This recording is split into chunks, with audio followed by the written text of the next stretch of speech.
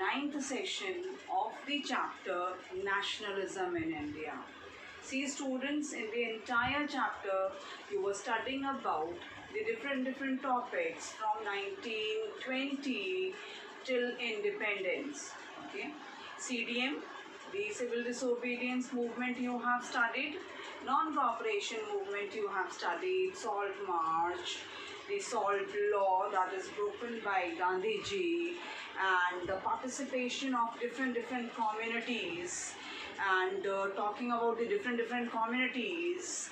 The topic that we people have today is the sense of collective belongingness, how we feel collective together. See students, I'll give you an example. Suppose if you have gone to America or a Russia or a China, when you meet somebody who is speaking Hindi, then you really feel so good about, and you ask him that okay, you can speak Hindi and you are Indian. Yes, I am also Indian, you are also Indian. That collective belongingness, or that binding or the bond that you feel, that is nothing but the sense of collective belongingness for the nation. So when we are talking about the nation, you can see that nationalism, that feeling. See, in the first topic, in the first slide of the first section of the video, we have studied about what is nationalism. When you have a feeling for your country, for your countryman, or for the people who are living in the country, that feeling that arouse in your heart or in your mind, that feeling is nothing but the belongingness for a country and nationalism for your nation. So what is nationalism? Nationalism is a belief that people belonging to different communities, language, people living in different religion, when they belong to the same nation, it shows that they are a part of the same nation. That feeling that comes in your heart, that feeling is nationalism. Students, we have seen that in civil disobedience movement and the nationalism, throughout the chapter, there are different communities of different religion, of different linguistic people speaking different languages. They came together to fight against the colonial government. That feeling is nothing but the nationalism and the sense of collective belongingness. Everybody has decided that we people are going to struggle together to achieve the independence. Not only to struggle against the independence, there are other symbolic things or symbolic identities also there. Different icons are there that binds you together. Whenever you see the flag of India, so that okay, we are Indians. And we see that whenever you see that different images of different gods and goddesses, okay, that means we people belong to India, we are Indians.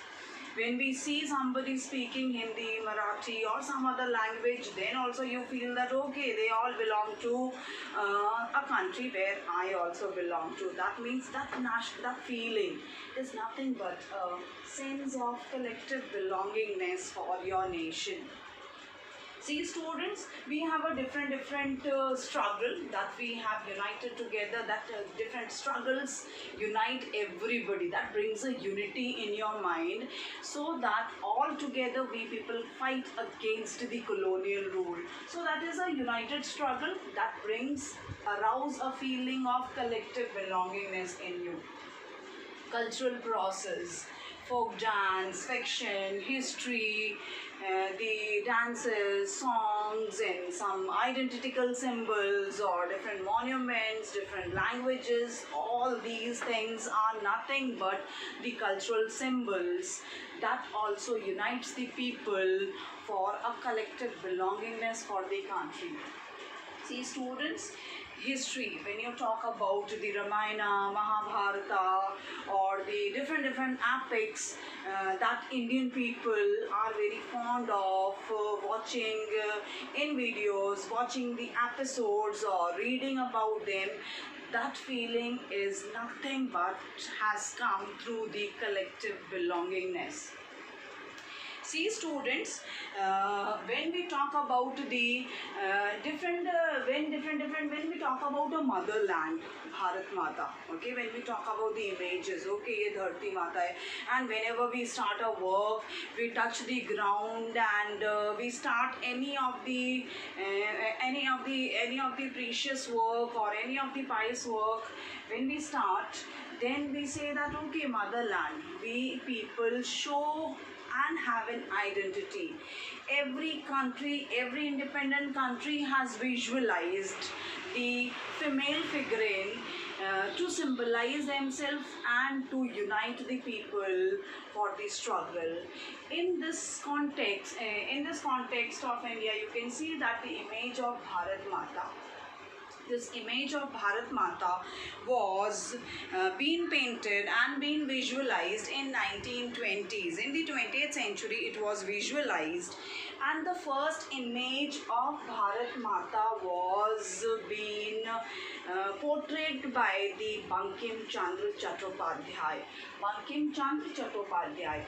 Not only that, in 1870 he wrote a hymn that has become the national song of the country, that is Vande Mataram. Not only that, he has wrote a book called Anand Mat. And in the Anand Mat also he has highlighted about the Vande Mataram song. We have seen students that during the partition of Bengal, that many of the themes, many of the images, many of the songs, many of the hymns, many of the people have chanted different slogans, and they have chanted different songs. Among them, one such song is, you can see that Vande Mataram.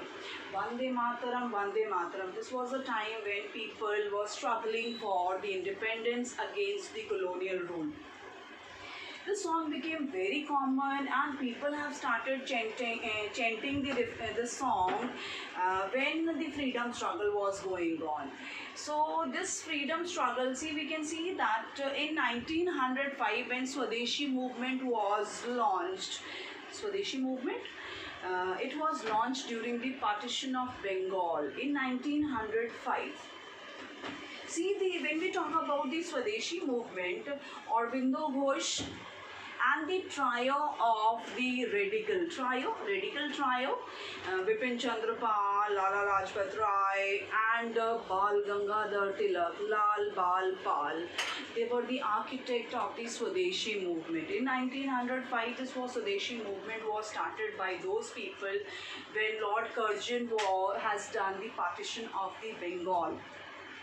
So from that time, so the Swadeshi movement was going on, and people have started emphasizing that we should use our own goods, Swadeshi goods, and we should boycott the foreign goods. So from since 1905, the Swadeshi movement came into progress, and people have started using the Indian-made goods, and they have boycotted the Swadeshi movement. They have boycotted the foreign goods, and they have done a huge bonfire of the foreign goods. Students, when we talk about the Anand Mat, you can see that Anand Mat is a book that was written by Bankim Chandra Chattopadhyay, and the song, which later came to be known as became the national song of the country, was also written by Bankim Chandra Chattopadhyay. See students, you don't get confused when you study about Bankim Chandra Chattopadhyay and Bankim Chandra Chatterjee. These both surnames are almost similar. Bankim Chandra Chattopadhyay and Bankim Chandra Chatterjee both are the single individual. He is only one person, similar person. See students, when we have talked about the movement and the struggle, for that in the image of the Bharat Mata, to see the image of the Bharat Mata, we can have the slide, we can have the previous slide. Sir, can we have the previous slide? पहले वाला slide हमें चाहिए. You can see that the slide here. You can see that the image that is available to you is very calm and composed and very ecstatic and very sacred. And you can see that brought in a colorful figure. You can see that this Bharat Mata image is a static figure, very calm, composed, very divine majesty, and a spiritual feeling is shown and highlighted. We have seen that many of the other poets also came. Later on, we have seen that Abanindranath Tagore has also painted the image of the Bharat Mata. And later on we have seen that many the painters, they have also painted the images of the Bharat Mata in a different designs and patterns, and showing a different colors and different figures, including the national flag and the people all around, and different images being highlighted of the Bharat Mata. See students, we have seen that in the upcoming years, we have seen that the images of the other different images also came up, and different nationalist people have started taking the taking the importance of the different history, fictions, books, icons, and flags. So we have seen that the nationalist people have started arousing the feeling of nationalism, and they have made the people aware about the glorious past of India. When we talk about the glorious past, India is known to be a golden bird, and people from all around the world, they wanted to come in India, and they wanted to have a trade with India, and we had a glorious past because India was known to be a golden bird, Sone ki chidiya.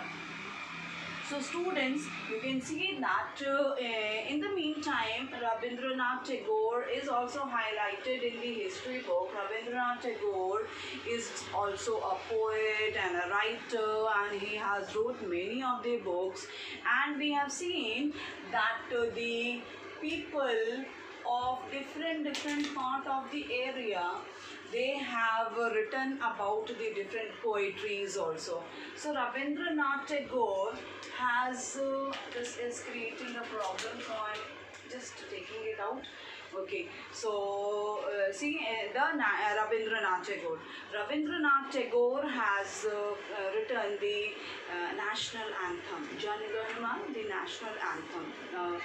It became the national anthem in the later when it was written, and government has decided that we are going to take it as a national anthem of the country. So Jan Gan Man was composed by Rabindranath Tagore. See students, we have seen that nationalists, they have toured around to different parts of the areas, and they wanted that the different images, different books, fictions, symbols, traditions, cultures, folklore, folk dance people should be made aware about it, and they should know that India has a glorious past, and Indian history is known to be the we have the best literatures in the world, best art and architectural designs that we people have. So they have toured around in different parts of the areas in making the people feel about a collective belongingness for the nation. Until and unless you feel belongingness for a particular, it may be a family, or it may be your state, or it may be your country, for your society, you are not going to do any efforts for your nation. So until and unless you have that belonging or that bond that you will have for that for any individual, you will not do anything for the. So many of the nationalist people, they have decided that they are going to create the awareness among the people. So in the next we are going to say, in this you can see that in Madras, Natesha Sastry has published one of his very famous book. The name of that famous book, you can see that The Tales of the Sun, or it is also known as the Folklore of the Southern India. It was the collection, Tamil collections, and a big four volume book is there, and Natesha Sastry has wrote about the different folklores and dance and traditions and cultures, folk songs and dances been highlighted in his book. See, all these tradition that we people talking today, if you talk about the ballets or you talk about the different bard community which keep roaming around, Banjaras, they keep roaming around to different places, they show the true picture of your tradition, they show the true culture of your tradition. And when the other community came, Britishers came, we have given more emphasis to the Western culture and we have forgotten our past. So the nationalist people, they have decided that how that tradition and culture should be brought in the minds of the people, so that they'll feel collective belongingness for their nation, for their country, India. So the folk songs and the legends gave a true picture of Indian culture. They showed their all thoughts and characteristics of Indians, and all these symbols has created a national pride among the people. Students, when we talk about the in the further time when people were struggling for independence, everybody has tried to create their own national flag. When we are going to talk about the creating the national flag, during the Swadeshi movement, a tricolor flag was made. A tricolor flag was made. You can see that different flags in different years they have been made. So you can see that during the Swadeshi movement in Bengal, a tricolor flag was designed. It had 8 lotuses. You can see that different lotuses there. You can see different lotus been highlighted here, and these 8 lotus symbolizes, represents the 8 provinces during the British rule. India was divided into 8 provinces: Madras, Calcutta, Bombay. So there were 8 provinces where it was central province, where it was divided, and these 8 provinces during the British rule, they have highlighted with the lotus, 8 lotus.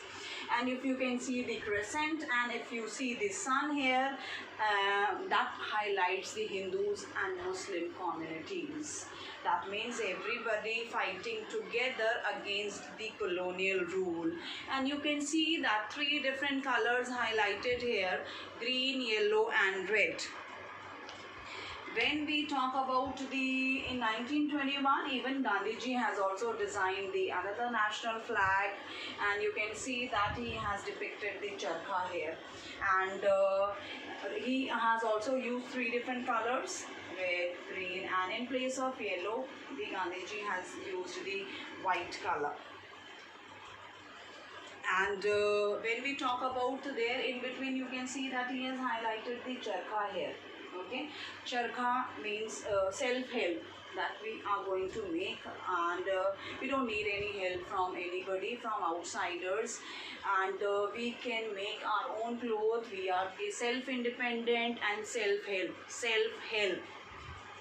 So the ideal of the self-help was highlighted in the flag, and people of different struggle, they have used these national flags, and they have marched with the different and chanting the different songs and hymns like Vande Mataram and holding the flag in their hand.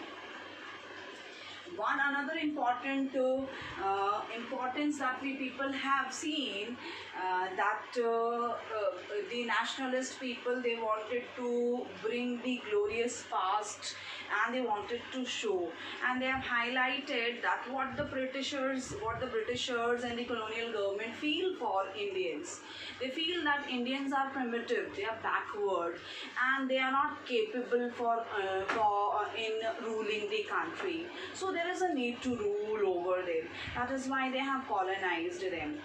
Initially, they came as a trade for a trade, and later on, territories. They have occupied the territories. That means we Indian people are backward, we are primitives, and we don't have a potential to rule over our own country. We cannot govern the country. They feel, Britishers feel that we people are good for nothing.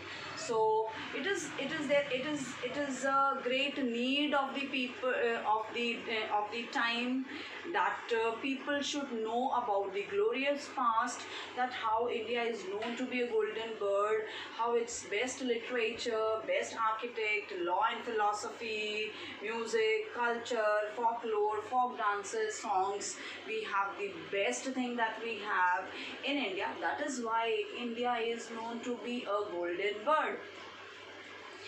So for that, we have the nationalist people have reinterpreted.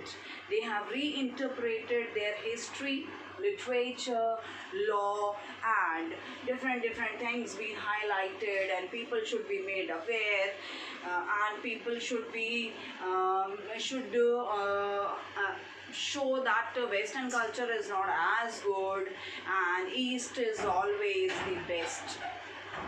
So not only this, we have seen that we have the best monuments. We have the best monuments in India, and you can see that what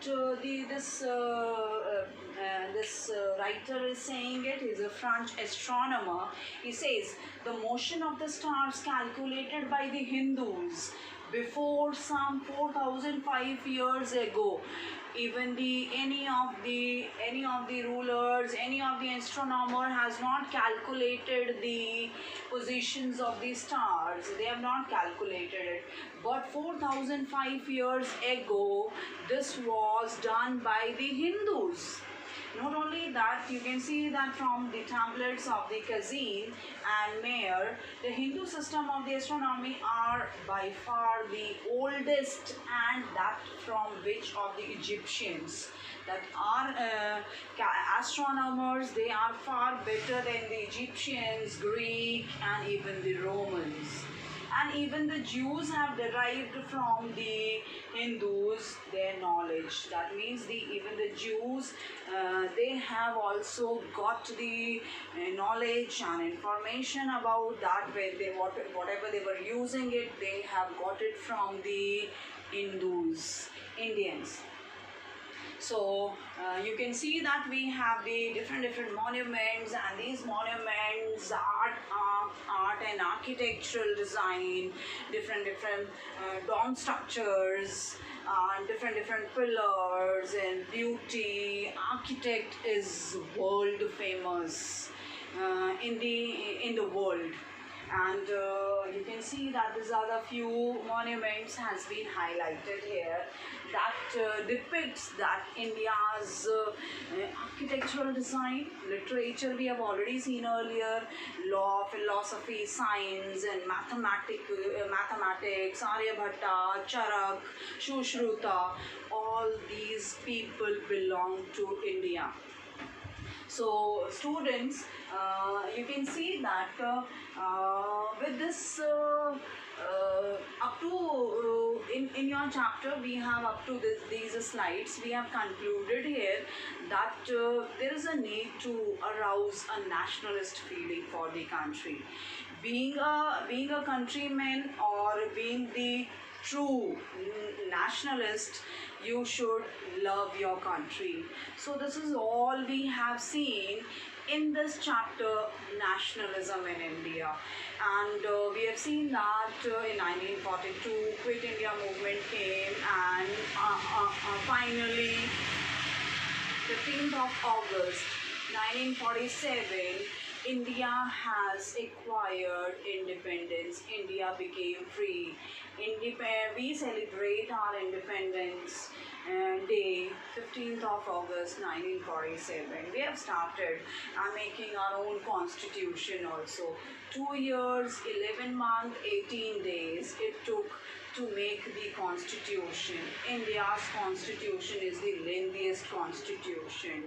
Each and every article or amendment made in our constitution to see and to get the best and provide the best constitution to the country. So ultimately 15th of August 1947, India became independent and he was out of the clutches from the colonial rule. So students, with this we end this chapter here, nationalism in India, lesson number 3. Okay, so you can see that I've given you the assignment here. Do this assignment. I've told you that keep all these assignments, 7, 9, 8, 9 assignments that I've given to you, maintain it in a file. See here I've given you the map also, map skill I've given to you, and this map skill is very important. And these places I've given you straight away the places. You just locate the places. Otherwise I would have given you the place where second round table conference was held, Lahore. You would have identified, but straight away I've given you this. And whenever a question, whenever the session, Congress session, first Congress session, September Congress session in 1920 was held at Nagpur. Then Kolkata session, December 1920 at Calcutta it was held. Madras, we have seen that in 1927 Congress session held at Madras. Champaran, we know it, Amritsar, Jallianwala Bagh incident, Chauri Chaura where 22 police officials were killed. Dandi, you know, it's a coastal plain from where the salt march and salt law was started, and Gandhiji has declared the civil disobedience movement. Sabarmati Ashram, from where the Dandi march was started, the salt law from where they have started this march. Okay. Bardoli, no rent campaign. They said we are not going to pay the rent. People, farmers and peasants, they said we are not going to pay the rent. That is Bardoli in Gujarat. Gorakhpur, you know it, it is in UP. Chauri Chaura, Gorakhpur, UP. Okay, so take the outline map of India and locate all these places there. Locate it and write the name. Locate it and the labeling. Locating and labeling should be done. So students, till then, stay safe at home, keep learning. We'll meet you in the next session. I hope I may give you the test also, or I may start the another chapter also. Okay, so till then, goodbye.